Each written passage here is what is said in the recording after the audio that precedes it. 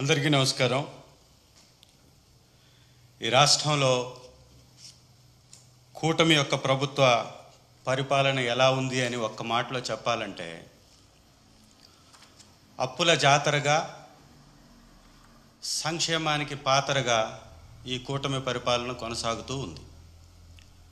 ఎందుకు ఈ మాట అంటున్నామంటే, 6 నెలల్లో దాదాపు 50,000 కోట్ల రూపాయలు చేసి అప్పులు ఒకవైపు కనపడుతుంటే, ఈ అప్పుల వలన ఏమన్నా సంక్షేమానికి పెద్దపీట వేస్తారా అని చూస్తే, వారు ఈ సెషన్లో ఇచ్చినటువంటి ఆ బడ్జెట్ ప్రసంగంలో కానీ బడ్జెట్ పేపర్లో కానీ ఎక్కడా కూడా ఈ పథకాలకు సంబంధించినటువంటి ఊసు చాలా నామమాత్రంగా కనపడ్డది. నిజంగా సూపర్ 6 పేరుతోటి పెద్ద ఎత్తున ప్రచారం చేసుకొని నీకు 15, నీకు 15, నీకు 20, నీకు 15 అని ఈ రకంగా ప్రజల్ని మభ్యపెట్టి 6 నెలలు ఓటాన్ బడ్జెట్తో కాలయాపన చేసి మళ్ళీ నిజంగా బడ్జెట్ ప్రవేశపెట్టినప్పుడు ఏమన్నా వస్తాయేమోనని ఆశించినటువంటి ప్రజలకి మొండి చేయి చూపించి 6 హామీల్ని వారు నెరవేర్చాలంటే దాదాపుగా 74,000 కోట్ల రూపాయలు బడ్జెట్లో కేటాయించాలి. కానీ వారు కేటాయించింది ఎంత అని చూస్తే ఆశ్చర్యకరంగా 3 పథకాలకు మాత్రం కేవలం నామమాత్రపు కేటాయింపులు చేసి ఇంకొక 3 పథకాలకి గుండు సున్నా చుట్టారు.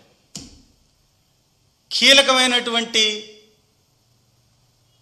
అనేక పథకాలని, 3 ఇంపార్టెంట్ పథకాలని, నిరుద్యోగ భృతి గుండు సున్నా, 36,000 కోట్లు ఇవ్వాలి, ఎగ్గొట్టేశారు. తల్లికి వందనం దాదాపుగా 12,600 కోట్లు కేటాయిస్తేనే 84 లక్షల మంది విద్యార్థుల తల్లులకి అంతా ఇవ్వగలుగుతారు. కానీ అక్కడ కూడా ఒక దగా మోసం 5,387 కోట్లు మాత్రమే కేటాయించారు. అంటే గతంలో మా ప్రభుత్వం ఇచ్చినటువంటి సగం మంది బిడ్డలకి ఇచ్చేటటువంటి ఆలోచన కూడా ఈ కూటమికి లేదు.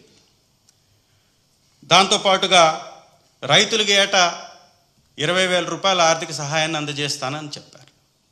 వారిని కూడా దగా చేస్తూ 10,716 కోట్ల రూపాయలు కేటాయించాల్సినటువంటి చోట కేవలం 1,000 కోట్లు మాత్రమే కేటాయింపులు చేశారు. ఉచితంగా గ్యాస్ సిలిండర్ పేరుతోటి ఆడబిడ్డల ఫోటోలు వేసేసి హంగామా చేస్తూ ప్రభుత్వ డబ్బుని దుబారా చేస్తూ పెద్ద పెద్ద ఫ్లెక్సీలు వెలిసినాయి ఈ మధ్య కాలంలో. నిజంగా చేస్తాడేమని చూసినటువంటి ఆడబిడ్డలకు కూడా మళ్ళీ మొండి చెయ్యే. వారికి కేటాయించింది ఏంటని ఒకసారి కానీ చూస్తే, ఉచిత గ్యాస్ సిలిండర్లు 3 ఇవ్వడానికి 1,54,00,000 కుటుంబాలు ఈ రాష్ట్రంలో ఉన్నాయి. దానికి అయ్యేటటువంటి ఖర్చు అక్షరాల 4,000 కోట్లు కావాలి 3 సిలిండర్లకి. అంటే ఒక్కొక్క సిలిండర్కి అన్నా కూడా దాదాపుగా 13,000 కోట్ల రూపాయలు కావాల్సినటువంటి పరిస్థితి ఉంటుంది, 1,300 కోట్ల రూపాయలు. కానీ వారు కేటాయించింది ఎంత అని చూస్తే 895 కోట్లు. అంటే ఒక సిలిండర్ కూడా ఇచ్చేటటువంటి ప్రసక్తే లేదనేది స్పష్టంగా కనపడుతుంది. ఇక కీలకమైనటువంటి ఆడబిడ్డ నిధి 1,500 పేరుతోటి దగా చేసేటటువంటి కార్యక్రమం, దానికి సంబంధించి 32,400 కోట్లు కేటాయించాల్సి ఉంటే ఇచ్చింది కేటాయింపు కేవలం 0. అంటే ఏమి ఇవ్వలా. ఉచిత బస్సు, ఇది కూడా పెద్ద బుస్సు అనే విధంగా 1 రూపాయి కూడా దీనికి కేటాయింపే చేయలేదు. అంటే ఈ రకంగా సంక్షేమానికి పూర్తిగా పాతర వేసినటువంటి పరిస్థితి కనపడుతుంది. ఇంకొక వైపును చూస్తేమో అప్పులు ఒక సంవత్సరానికే 68,000 కోట్ల రూపాయలు అప్పు చేస్తామని స్పష్టంగా బడ్జెట్లోనే ప్రకటించడం జరిగింది. అంటే గత ప్రభుత్వంలో ఇచ్చినటువంటి పథకాల డబ్బు ఏమైపోయింది? గత పరిపాలనలో అందుకున్నటువంటి కుటుంబాలు ఏమైపోవాలి? సో ఈ ఒక రకమైనటువంటి దగా చేస్తూ బడ్జెట్ ప్రసంగంలోనే వారు దొరికిపోయారు దొంగలు. అయితే ఇంకొక ఇంపార్టెంట్ విషయాన్ని కూడా వారు దాటవేసేటటువంటి ప్రయత్నం చేస్తూ ఉన్నారు. ఈ మధ్య కాలంలో చూసాం, డిప్యూటీ చీఫ్ మినిస్టర్ గారు హోంమంత్రి గారిని ఏ విధంగా వారిని మాట్లాడారో, ఈ రాష్ట్రంలో ఉన్నటువంటి పరిపాలన ఎంత అరాచకు నియంత పరిపాలన ఈ రాష్ట్రంలో కొనసాగుతుందో వారి మాటల్లోనే మనకు అర్థమైంది. ఈరోజు ఈ పథకాలన్నీ ఎగ్గొట్టేసి ప్రజల్లో వచ్చేటటువంటి వ్యతిరేకని ఎదుర్కోలేక ఈ పథకాల మీద మాట్లాడేటటువంటి ప్రతి ఒక్క గొంతుని నొక్కేయాలనేటటువంటి ఆలోచనతోటి ఒక నియంత పోకడ, ఒక నిర్బంధ ప్రభుత్వాన్ని కొనసాగిస్తూ యువకుల మీద విపరీతమైనటువంటి ధోరణిలో కేసులు పెడుతున్నారు.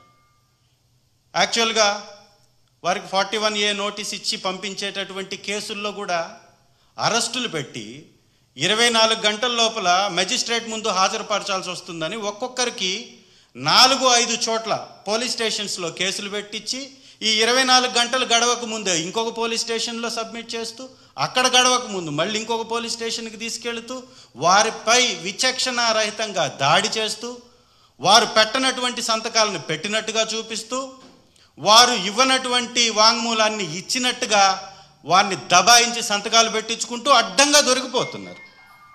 దొరికిపోతూ కూడా వారు మళ్ళీ కూడా దబాయించేటటువంటి ప్రయత్నం చేస్తూ ఉన్నారు. నిజంగా ఏంటయ్యా ఈ దబాయించే ప్రయత్నం అనేది ఒక్కసారి కానీ మనం చూస్తే, శాసనసభ సాక్షిగా నేను అడిగినటువంటి ఒక ప్రశ్నకి, శాసనసభలో నేను అడిగినటువంటి ఒక ప్రశ్నకి శాసనసభ సాక్షిగా కూటమి ప్రభుత్వం ఇచ్చినటువంటి సమాధానంలోనే వీరు ఎంత దుర్మార్గపు పరిపాలన కొనసాగిస్తున్నారో, కూటమి ఏ విధంగా ఫెయిల్యూర్ అయిందో ఈ యొక్క అఘాయిత్యాలని ఆపటంలో వారి సమాధానంలోనే స్పష్టంగా కనపడుతున్నటువంటి డేటా ఇది.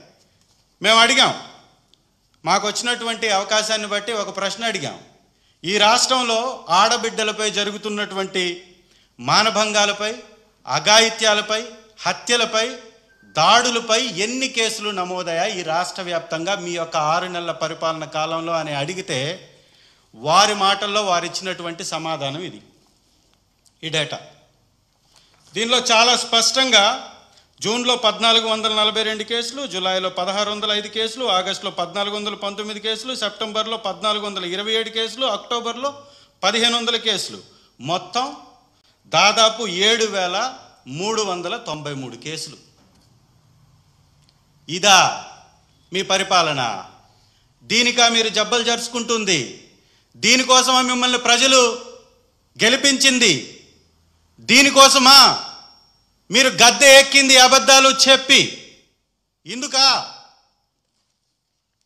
ఈ రకమైనటువంటి దాడులు ఆడబిడ్డలపై జరుగుతుంటే మళ్ళీ సోషల్ మీడియాలో ఒక వార్త పెట్టారని చెప్పేసి సుధారాణి అనేటటువంటి ఒక ఆడబిడ్డని ఎన్ని రోజుల నుంచి ఎన్ని పోలీస్ స్టేషన్లో తిప్పుతున్నారు మనం గమనిస్తున్నాం కదా.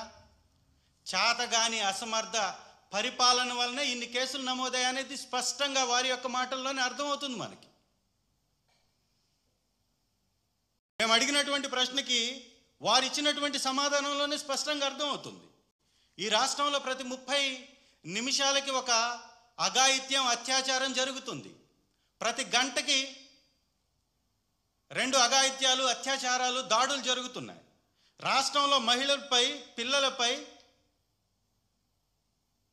దాదాపుగా జరుగుతున్నటువంటి కేసులు 7393 కేసులు ఒక 6 నెలల్లోనే వచ్చిందంటే ఈ 5 సంవత్సరాల్లో ఎన్ని కేసులు నమోదు అవబోతున్నాయో ఒక్కసారి గమనించండి. పవన్ కళ్యాణ్ గారు అధికారంలోకి రాకముందు పెద్ద పెద్ద మాటలు, ఊగిపోతూ మాట్లాడడం, ఈ సమాజంలో ఉన్నాము అనేటటువంటి స్పృహని కూడా కోల్పోయి మాట్లాడడం, వాలంటీర్లు అందరూ అమ్మాయిల్ని తరలించేస్తున్నారని మాట్లాడడం. మరి వీళ్ళెవరు సార్? ఈ అఘాయిత్యాలు చేస్తున్నటువంటి దుర్మార్గులు ఎవరు? ఈ అఘాయిత్యాలు చేస్తున్నటువంటి రౌడీ మూకలు ఎవరు? ఈ దారుణాలు చేస్తున్నటువంటి రౌడీ మూకలు ఎవరు? ఈ సంఘ విద్రోహ శక్తుల్ని పట్టుకోవడంలో మీ ప్రభుత్వం విఫలమైతే ఎవరిని దూషించాలి? ఎవరిని శిక్షించాలి? ఎవరిపై కేసులు పెట్టాలి? ఈ మానభంగాలు చేసేటటువంటి వ్యక్తులకి మీరిచ్చినటువంటి నోటీసులు మీరే పొందుపరిచారు. అంటే ఈ రాష్ట్రంలో ఒక రోజుకి 43 అత్యాచారాలు, అఘాయిత్యాలు, పిల్లలపై దాడులు, ఘోరాలు జరుగుతుంటే, ఒక రోజుకు 48 జరుగుతుంటే మీరు చేసినటువంటి నిర్వాకం ఏంటయా అంటే దాదాపుగా ఈ 6 నెలల్లో చట్టంలోని నిబంధన ప్రకారం నిందితులకు 41A CRPC /35(3) BNSS కింద నోటీసులు ఇవ్వబడిందంట.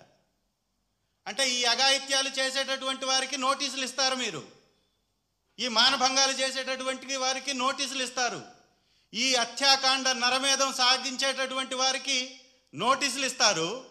మీరు చేసేటటువంటి దుర్మార్గపు పరిపాలనని ప్రశ్నించినటువంటి వారి మీద మాత్రం కేసులు పెడతారు, వారిని జైల్లో పెడతారు, వారిని విచక్షణారహితంగా కొట్టిస్తారు, దాడి చేయిస్తారు, వారి కుటుంబాలకు తెలియకుండా వారిని తరలించి వేస్తారు, వారిని వివిధ పోలీస్ స్టేషన్లకి తిప్పుతూ మీరు ఉల్లంఘనకు పాల్పడతారు. ఇది ఏ రకమైనటువంటి దుర్మార్గపు నీతి అని ఈ కూటమి ప్రభుత్వాన్ని ప్రశ్నిస్తూ ప్రజలందరూ కూడా గమనించాలి. అప్పుల పేరుతోటి ఒక దగ,